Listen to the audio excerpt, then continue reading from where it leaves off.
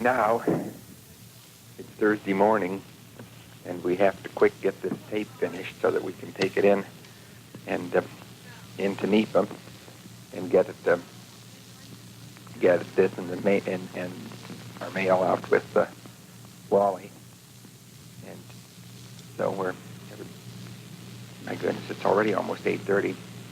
Talk about rain. I told Dave and Barty yesterday that we had to pray for plenty of rain while we're here to keep their tanks filled because we use so much of their water.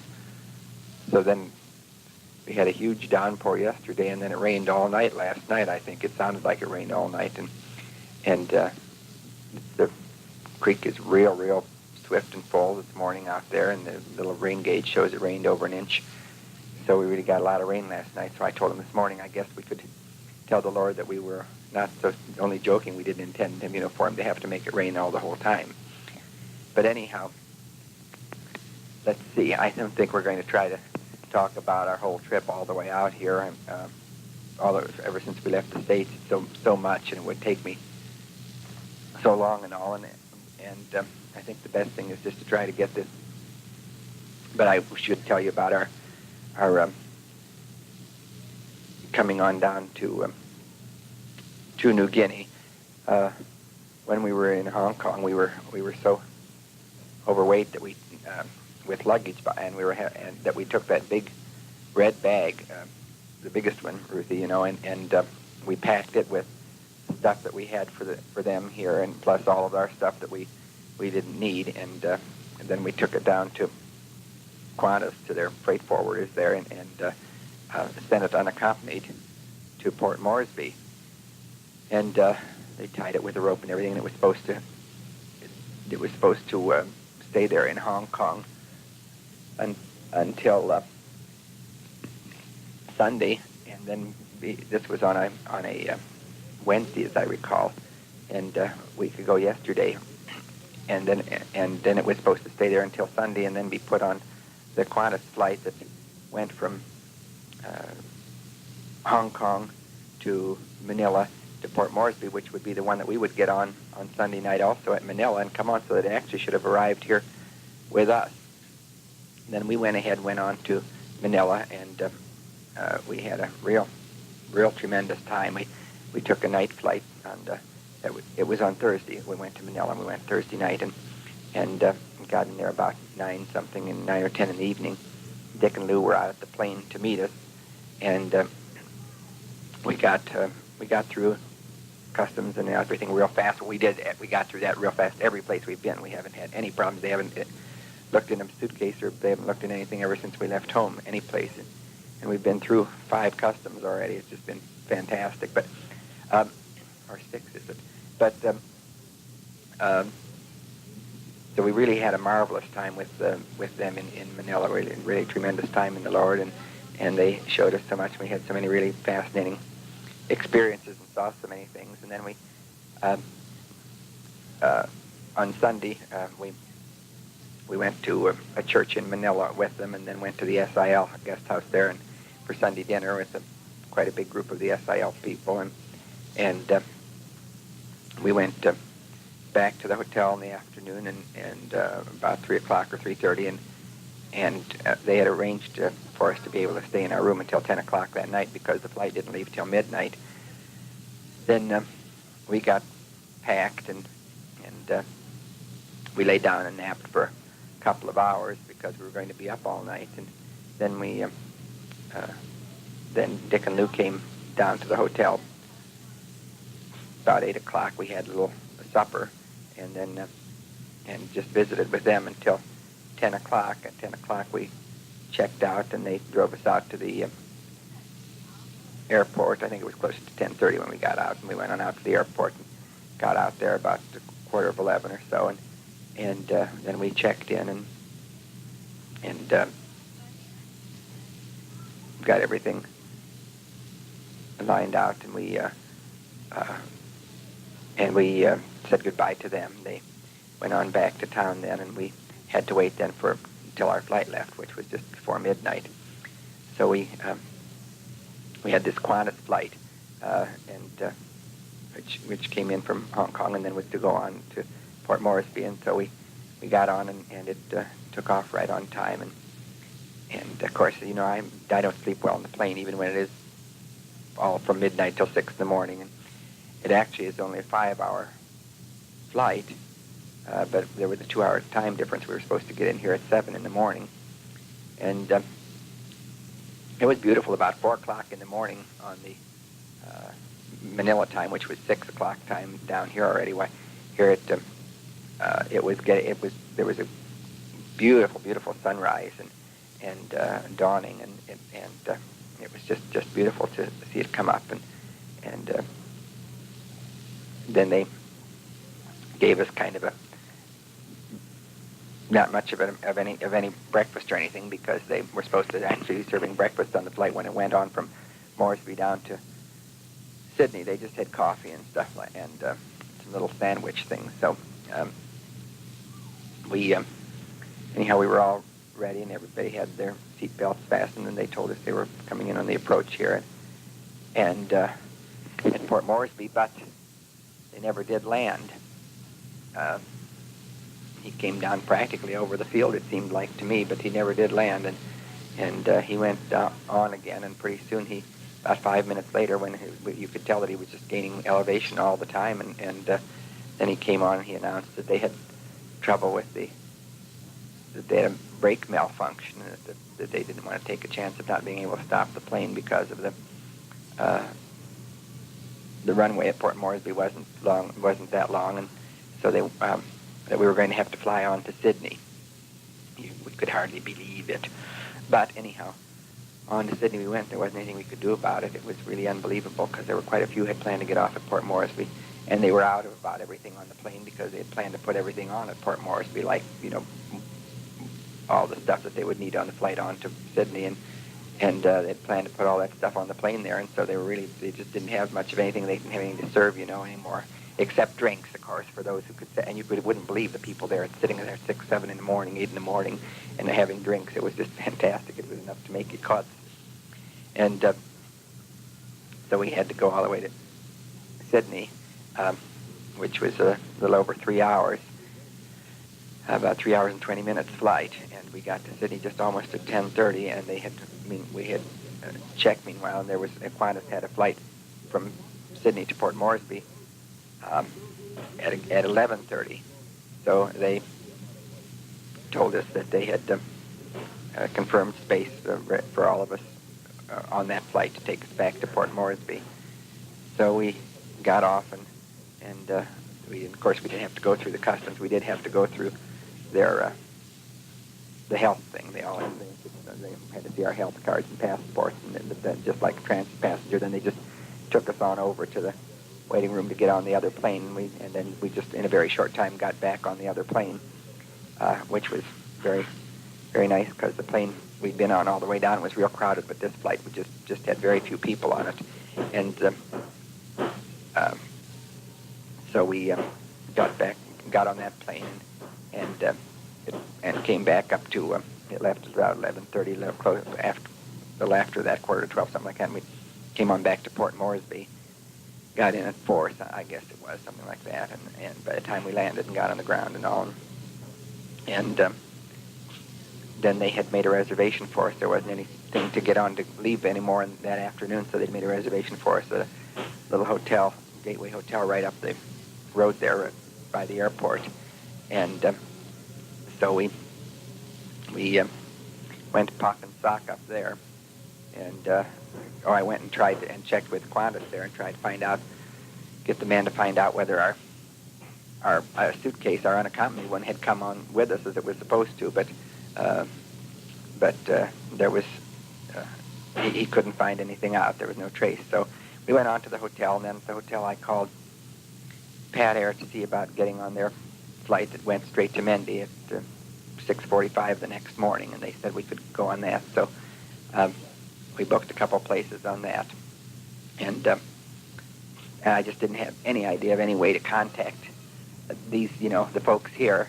And of course, as far as they knew, we had come in and gone on to Mount Hagen, and we're sitting in Mount Hagen, and waiting to come over here the next morning from Mount Hagen. But anyhow, I finally did figure that possibly I could get in touch with Vic because of the.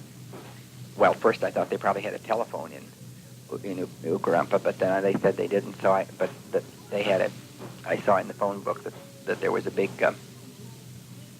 an SIL center at Lay. So I called them, and I asked him if they would radio to Vic, and ask him and tell him, and so that he could make arrangements at Mendy for us in the morning, and also that he could get on the radio to the kids here and let them know. So she called me back within about half an hour and told me she had talked to Vic, and that he said everything was fine, and we should just take the flight on out the next morning. So we got the. I said to Annie, it's already the land of New Guinea, that's for sure. I mean, you can't even land there when you arrive. Everything is as they told us. And so we got up early the next morning, 5:30 the next morning, and we just had some toast and coffee. They brought us some in our room, and then we went on to the airport and checked in to get on the flight up to Mendy. Then I went over to check to see if they found out anything more about the other suitcase, but the man still hadn't found out anything on that. So we had to figure. He said he would find it and track it down, and he would just send it right on up to Mendy for us as soon as he would find it. So we figured we just have to forget about that. And I also had to try to change our reservations going back because they were from Hagen, and David told me to change them from Lay because of going out by way of Ukarumpa to spend a day. So anyhow, then we heard them page us, and so we thought they must be ready to load. So I went over and I said to the man, "Are you loading?" And he said, "No, but we did page you." He said, "We have too much weight on that flight going up to Mendy, and we can't take your luggage along." I said, "Not any of it." He said, "No." He said, and I said, "Well, couldn't you, divide and take some passengers and some?" He said, "We're not taking any." He said, "We can't take any passenger luggage at all." And I said, "Well, I guess we can take our hand stuff with us." And he said, "Yes, we could take that." So our three pieces, the other two bigger suitcases that we had, plus that black suitcase which we had checked. I gave up carrying that very early in the game, Bart. That was really a mess. It was just too big and too heavy, and we just couldn't even bother with it. So, and they had fits about me taking it on the plane, so I had to give up and start checking that through. That helped make. Of course, that made us even more overweight every place. But they were so garstish anyhow about that. I'll tell you about that when we get home, though. But so we just could take our little totes with us on. But he said we didn't have to worry about it because he had a big DC-3 coming up the next morning, and that it was a cargo flight, and he would put the bags on that, and they would get up here without fail the next morning, which would be yesterday morning. But anyhow, then we got on the little thing. It just takes 8 passengers, and or 7, I guess it holds, and so we got on that, and it was a real pleasant flight, about an hour and 3/4, something like that, up to Mendy. Real nice, and we really enjoyed it. And got off at Mendy, and so we were kind of looking around, trying to figure out what happened next. Then this young woman came over to us, and she asked if we were the Simons. We said we were, and she said she was Elizabeth Job, Wally's wife, and she said Wally's out flying and I don't know, some other things, but he would be in at 1 o'clock to take us to Nipa, and meanwhile we should come home with her and not have to sit there at the airport. So that was another New Guinea experience, because we had kind of been envisioning just jumping off of the one plane and on to the next one and right on our way, and being here. So we had, and she was real sweet, of course, and all, very hospitable, but we just didn't want to be sitting there in Nipa when we could have, in Mendy when we could have been here already. But there was nothing we could do about it, so there we sat, and while we were at their house, this terrific rainstorm came up about 12 o'clock, and just poured down rain. And then we heard Wally come in, because he always comes in over their house And so we heard him come in about 12:30. So we jumped in the car and drove back in there. They like a little Land Rover too. It's not quite that. And drove back down to the airstrip. But Wally, it was still raining, and so Wally told us to wait in the car, and he was in the shed, and he waved at us to wait in the car, and he stayed in the shed. And then after it let up raining, he came over, and he said it looked like the rain was just moving on over to Nepa, and we wouldn't be able to go in for about half an hour anyhow, so we might as well go back out and wait at the house. So back to the house we went. And then we were out there about half an hour, and then all of a sudden he jumped up and he said, "Oh, it looks like might be going to come in here again. We'd better get up and go." So down quickly back into the car and down to the landing strip, and then crammed ourselves into the little plane. And he got in the back, and he strapped her all in back there and surrounded by stuff. He had all kinds of cargo in it, and he had stuff that he was bringing in here, and also some I think he was taking on down to, I don't remember where he was going, someplace from here. And he was picking up that nurse that was here that helped and taking her on down to the CUM. Is that where? I don't know. I should ask them. Oh, Daver's out there shouting instructions at these poor people. He's so bossy. Hasn't changed a bit. And so anyhow, we finally all got in and strapped in, and our little totes in with us. That was all we had, and on to our little short flight over here to Nepa. And then he came in, landed, and they were all waiting for us at the landing strip.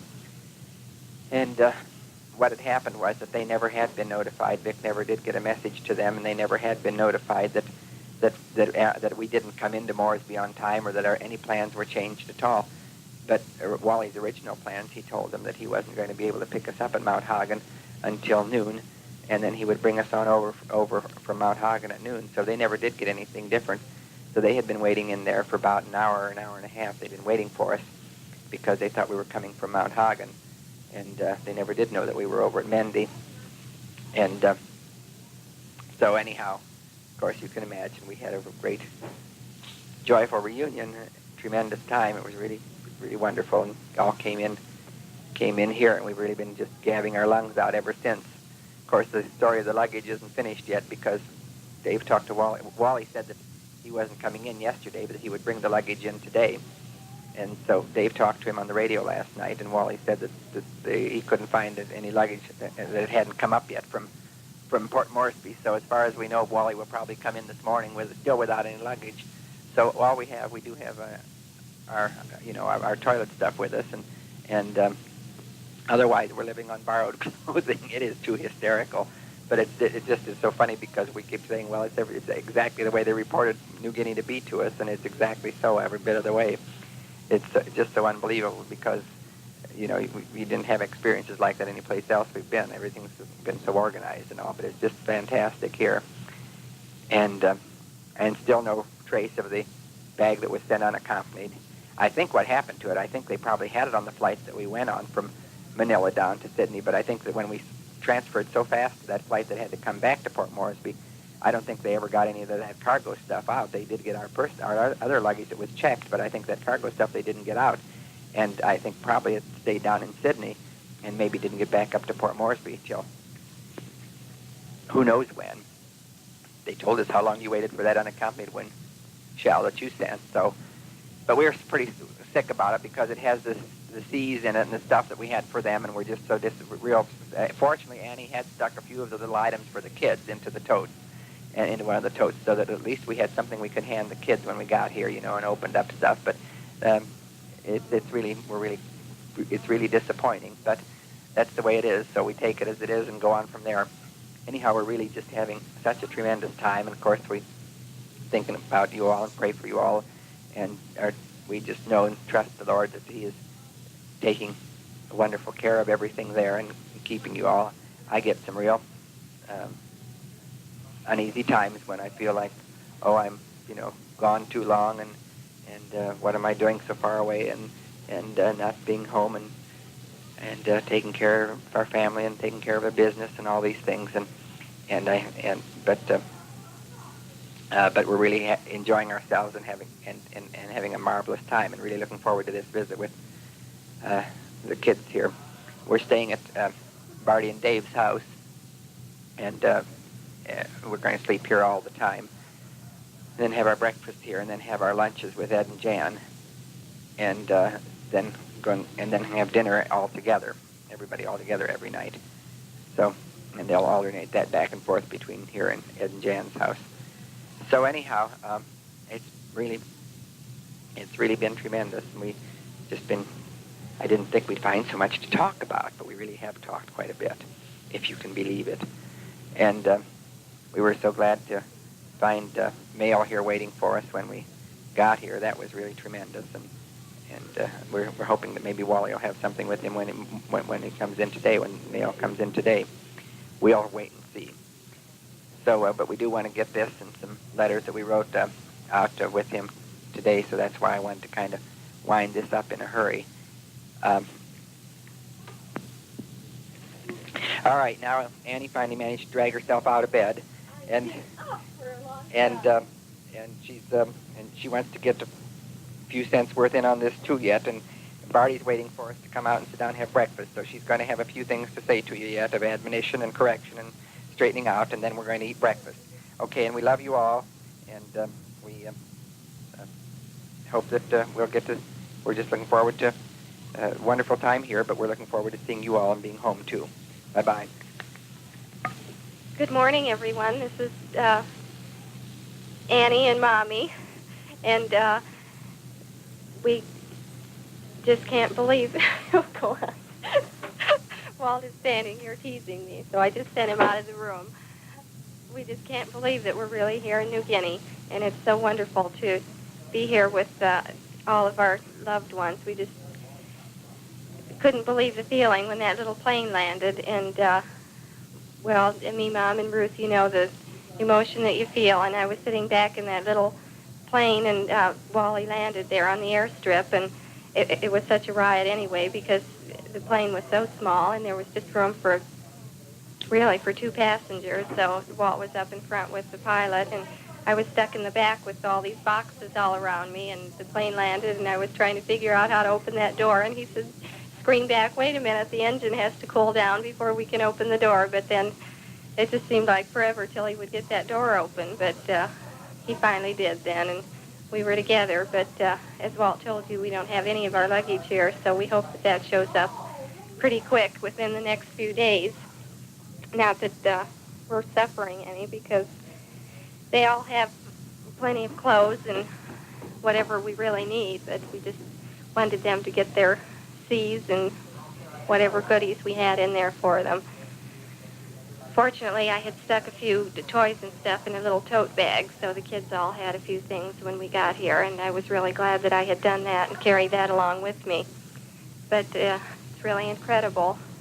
When you get to New Guinea, it's just not the... Cold. Okay, I'll be there in a sec. Go ahead, and I'll finish. Just push this to stop right here. You push that to stop, and Now you're on. Okay.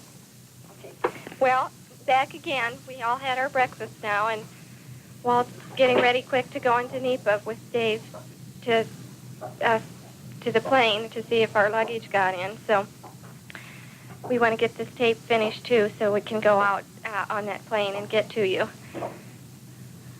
It's just so wonderful to be here, and we just have been yakking our heads off every minute. It's just really a riot because we haven't really seen too much of the mission yet, in spite of being here for 2 days. But they've worked out that we have our breakfast. We're staying over at Mary and Dave's, and then we have our breakfast here and spend whatever of the morning we want, and then we go over to Ed and Jan's for lunch and spend the afternoon there, and then we all have dinner together, which works out real nice because we have a chance to visit with each family that way, and then we have fellowship together in the evening, too.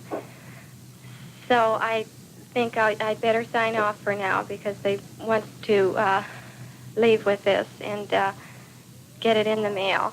And we're just trusting that the Lord is very near to each one of you and providing all the strength you need for everything there. And I miss all you darling children very much, and we are really looking forward to seeing you again. It seems like a long time since we've been away. We've seen so many things and had so many experiences, and it's just impossible to try and relate it all on a tape. So I'm making notes, and we'll tell you all about everything when we see you. And I'll say bye-bye for now, and God bless you all.